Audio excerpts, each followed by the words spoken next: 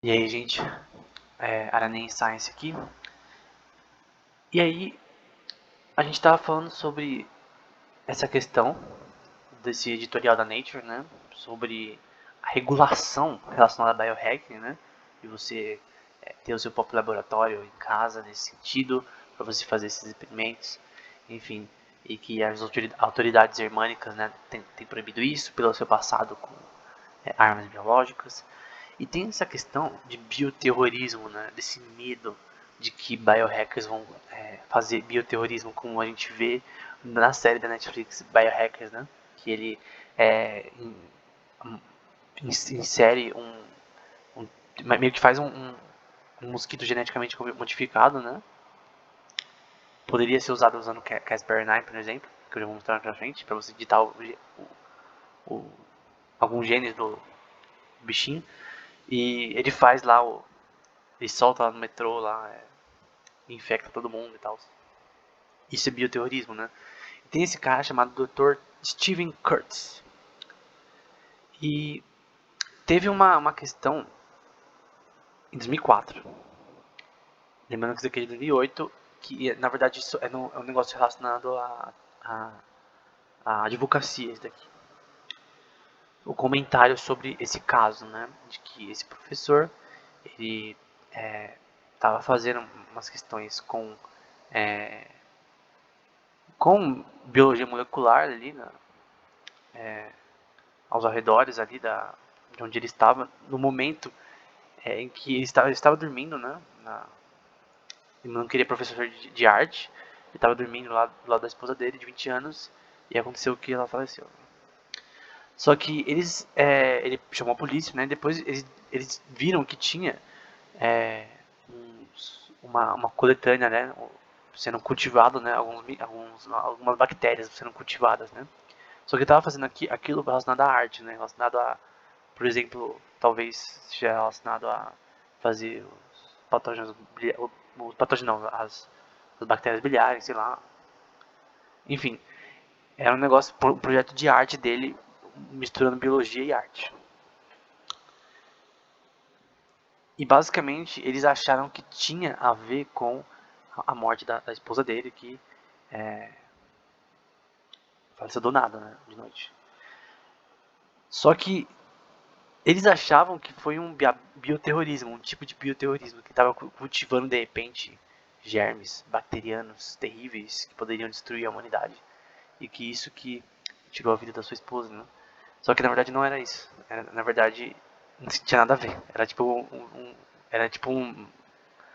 uns organismos inofensivos que estavam ali. Então, demorou 4 anos para esse caso ser fechado, mas no fim viram que era inofensivo e que ele não tinha nada a ver com isso, né, dessa questão de ser um bioterrorismo na prática. Então tem essa questão de, às vezes, as pessoas acharem que algo é mais do que parece, né? Não, porque a questão é que, tipo, os policiais chegaram lá, fizeram a revisão de tudo, viram essa coleção de bactérias e pensaram, pô, o cara tá fazendo uns experimentos aqui, deve ter sido isso. E deu um mau rolê, uma manutenção por 4 anos na vida do cara por causa disso. Então, um professor de arte, né? Que se ferrou por praticar, de certa forma, biohacking, né? De fazer essas coisas ele mesmo em casa e tal. Então, essa questão do medo de que algum biohacker vai criar um novo vírus, mas isso não é verdade porque, primeiro, é um princípio não trabalhar com patógenos, ter princípios de segurança constantemente, que são citados na tese da Gabriela, que a gente citou anteriormente, está na descrição, da Universidade de Geneva, né? Geneva. Então tem essa questão do medo, mas esse medo é meio irracional, na minha opinião. E tem essa questão de que você tem que criar uma comunidade de biohacking que seja democrática e que as pessoas tenham acesso à tecnologia. Assim como a gente tem por exemplo, computadores antes não eram acessíveis a todo mundo. Só quem trabalhava nas universidades tinha capacidade de trabalhar com computadores. Hoje em dia todo mundo tem esse computador na sua casa, no celular, enfim, no tablet. Então hoje a gente tem sim uma democratização da informação e da tecnologia. Só que da biotecnologia a gente não tem. Então essa questão que dá medo de que se você deixar as pessoas fazer o que quiser na casa delas com biotecnologia pode causar um problema, né? E um exemplo de uma pessoa que está fazendo isso, né? Aqui é da Nature, né? Um jornal da Nature, falando sobre esse tema. Biohackers com suas novas equipamentos em edição de genoma, né? Usando CRISP, que é uma coisa importante em edição genética, né? De você editar o RNA de um organismo e tentar mudar ele, de repente inserir um gene para ter algum tipo específico de habilidade, embora isso daí não é tão simples, né? Se mudar a engenharia genética de um organismo, ele conseguir continuar fazendo as vidas dele de forma correta, né? Mudar, sei lá, em animais, enfim, mosquitos, enfim, não importa. E em 2020, tanto a Emmanuelle Chapelty e Jennifer Doudna, a Emmanuelle, que se eu não me engano, ela participa do Instituto Pasteur. Eu não sei como falar em francês. Eu sei que a pronúncia é diferente. Quando eu lembro de fazer um curso da Universidade de Genebra sobre biologia molecular, sobre a história desse assunto. E eu sei que não é assim que fala. Instituto Pasteur. É uma coisa assim. É quase assim. Mas ela, se não me engano, é chefe relacionada a isso. A esse tema lá. E a Jennifer, que é a loira, ela é americana, se não me engano. E elas duas ganharam esse prêmio da Nobel 2020 em Química, né? Relacionado ao CRISPR-Cas9, que está escrito errado ali, não é com T, tá? É com R no final ali, o CRISPR. E não parece com a da esquerda, Manuela Chapelty, não parece com aquela moça da série do Biohackers, de certa forma o cabelo, não sei lá, talvez não pareça tanto. E aí tá falando sobre o que elas fizeram para ganhar, né? No momento, a Manuela Chapelty tá no Instituto de Max Planck, em Berlim, na Alemanha, mas ela já teve alguma coisa no Instituto Pasteur, se não me engano. E a Jennifer da Universidade de Califórnia, né? E tá ali embaixo, né? Pelo desenvolvimento de um método para a edição de genoma, né? Então, é algo extremamente tryhard. Então, esse tema que tá nesse reporte é muito importante porque o que ele está usando aqui é basicamente relacionado ao tema que elas ganharam o prêmio Nobel do ano passado. Então, é um tema que está tá numa vibe interessante, né? Então, essa ilustração do Johan Janestad, da própria relacionada ao próprio prêmio Nobel, né? Está escrito ali da Academia Royal de Ciências Suecas, né? E basicamente essa academia que dá o prêmio Nobel, né? No caso, que escolhe quem vai ser o ganhador. E basicamente a pesquisa delas em 2011, se não me engano, é relacionada ao Streptococcus, que é um patógeno bem tryhard. Não use ele, por favor, nos seus experimentos de biohacking, né, na sua casa. Enfim, basicamente, a primeira parte, você tem um CRISPR DNA. Então, tem uma sequência de nucleotídeos aqui que tem sequências virais também inseridas nele. Então, você tem lá uma bactéria, você insere o DNA na seção CRISPR, que é essa toda aqui, esse conjunto aqui, e entre cada sequência repetida, né? E depois você vai fazer uma cópia de um longo RNA desse composto de DNA. Uma coisa importante, gente, o DNA ele tem duas hélices, né? Tem dois strands, se não me engano, é a forma que fala. Então dá pra ver que a de cima aqui, ele não faz duas coisas, duas curvinhas ao mesmo tempo, que elas se alinham. O RNA, ele tem só uma strand, né? Ele só tem, dá pra ver aqui embaixo, né, que o DNA ele tem duas e o RNA ele tem uma, né? Basicamente você vai adicionar, você vai copiar o CRISPR para fazer um RNA a partir dele, né? Então, a primeira parte você faz um RNA do seu DNA original. Então, você tem um DNA e você faz uma cópia do RNA, que é essa sequência aqui embaixo. E aí, você vai fazer não sei como traduzir isso, mas basicamente você vai transcrever isso, o RNA. com o que é chamado aí do Cas9, aí relacionado com os Streptococcus, e você vai fazer uma que fique na seção repetida, que está aqui em cima, em verde. Então é basicamente isso. É meio que como se você cortasse uma parte e colocasse a parte que você quer. Vamos supor que você tem uma colagem e você quer tirar uma parte que tem nessa colagem e você colocar outra, né? Uma mesma peça num quebra-cabeça. Você tem um Lego de uma cor e você quer colocar um outro de outra cor que é o mesmo encaixe. Você vai lá e encaixa. Só que vamos supor que esse Lego faz uma coisa diferente do que o outro. Vamos supor. E na parte final, é, a bactéria, né, quando é infectada com o mesmo vírus, o, o sistema vai reconhecer esse vírus, né? Então, nesse sentido, a edição genética foi para reconhecer um vírus específico. Então, você pode editar o DNA do organismo para que ele possa reconhecer um vírus. Nesse caso, Streptococcus. Então, nesse caso, a edição genética é de uma forma contra patógenos, né? Uma forma talvez de imunidade, de você conseguir editar o DNA de organismo para conseguir um efeito protetor, que é uma coisa diferente, né? Então, nesse caso, é uma edição genética para algo imunológico. Então, é nesse sentido. Então, o que elas inventaram é uma forma de fazer isso de uma forma mais eficiente. Esse CRISP já existia anteriormente, edição genética já existia anteriormente, mas elas inventaram uma forma mais uma forma muito acurada de fazer isso a partir do Streptococcus. Então, dá pra ver aí, como se tivesse tesouras, né?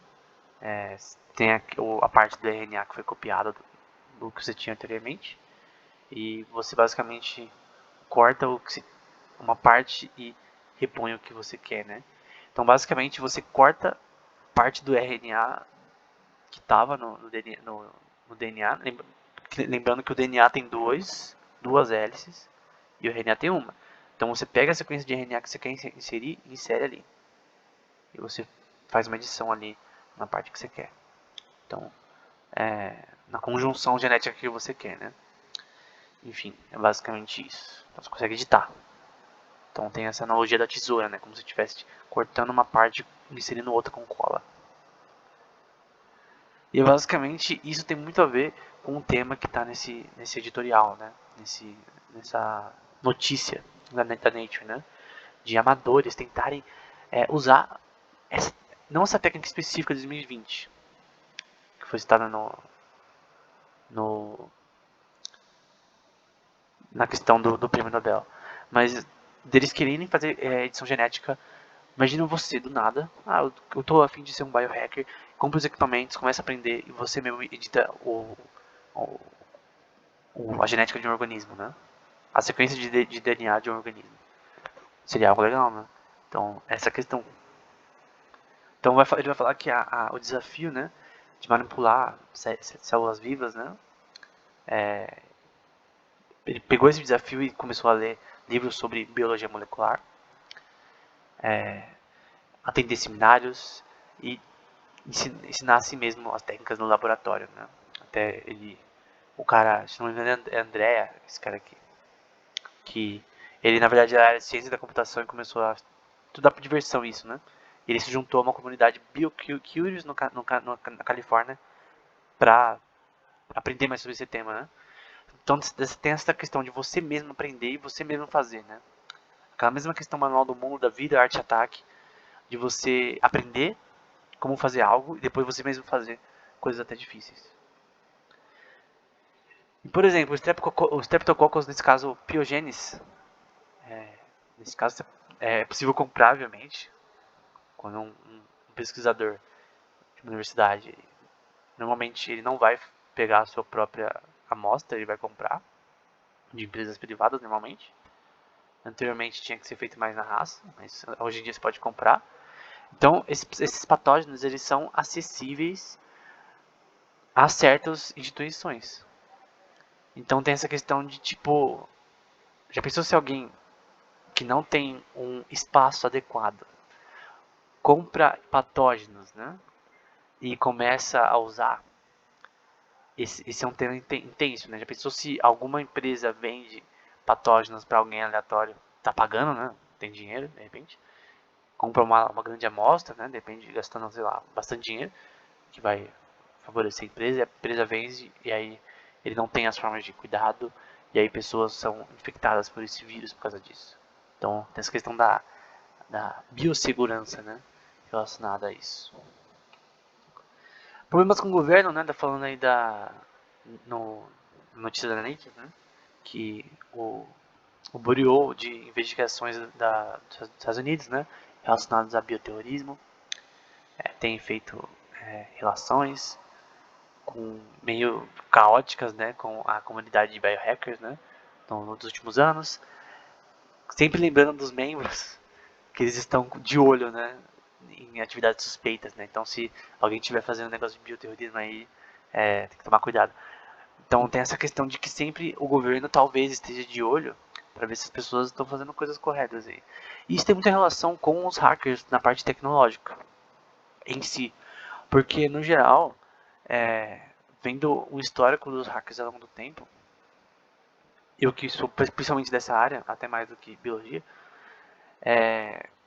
tem essa questão de que para ser um hacker o que você precisa fazer? Você tem que saber acessar um sistema, conseguir achar falhas no sistema, seja de Wi-Fi, seja de um aplicativo, seja de hardware, seja de sistemas operacionais, né? Tipo, você achar falhas no sistema operacional para conseguir novas vulnerabilidades, ou nos servidores, ou em plugins de PHP, enfim. Você acha falhas em sistemas e reporta para a empresa, ou você exploita essas falhas. Então, nesse caso, biohacking tem a ver com a questão na biologia molecular de você tentar, de uma forma diferente, conseguir entender como funciona a parte biomolecular de experimentos e replicar isso e fazer da sua própria forma. Então não tem muito a ver com hacker na parte tecnológica, no sentido de você exploitar um sistema.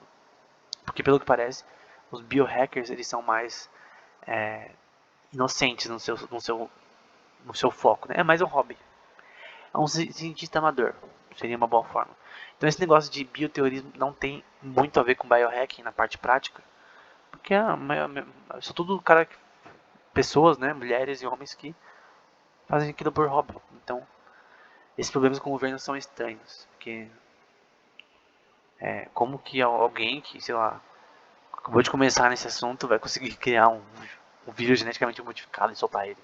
Não é assim que funciona. Não é tão simples, não é tão fácil. Então, eu queria mostrar um site para terminar, né? Depois a gente vai falar mais sobre esse assunto, que é o The Odin, que é um site que você pode comprar equipamentos para aprender a ser um biohacker e para ser um biohacker.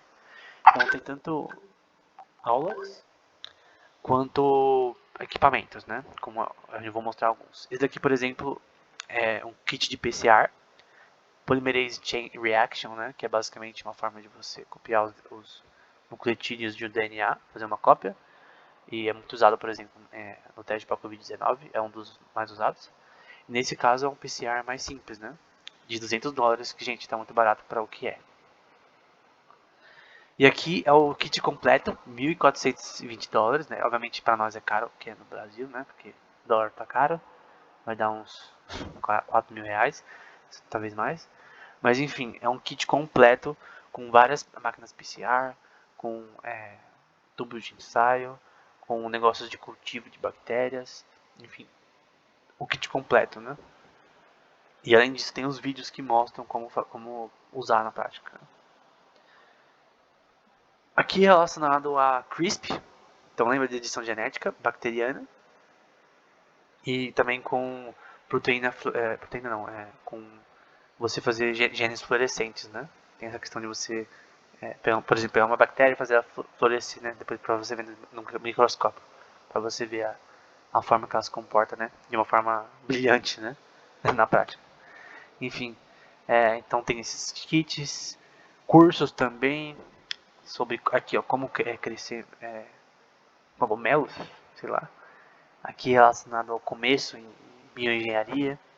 E esses cursos provavelmente são feitos pelo próprio criador desse site, pelos criadores, que na verdade são PhDs. No caso, o criador é PhD nesse tema, né? E muito do que a gente falou e vai falar nos próximos vídeos é desse livro aqui, que eu já citei, da Gabriela Sanchez Barba, We Are Biohackers, né? E o outro que a gente vai citar nos próximos vídeos também é do Alessandro Delfanti, que ela também cita, que é o Biohackers, né? Que é a política da ciência aberta.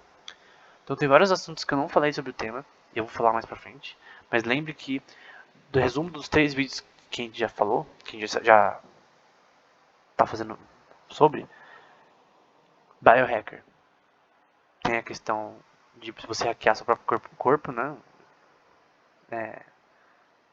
Formas de você ter melhores pensamentos, sei lá, melhores dietas, sei lá.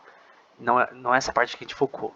A gente focou na parte biomolecular, de pessoas comuns fazerem esse tipo de coisa, esse tipo de experimento e ter acesso a isso, a democratização disso, e também da questão de hackear equipamentos médicos também pode ser considerado biohacking porque afeta a saúde dos pacientes, a ponto de levar até a óbito muitas vezes, como eu já falei nos vídeos sobre segurança da informação na área da saúde, né? Enfim, era isso. Espero que esse vídeo tenha sido útil. Até o próximo.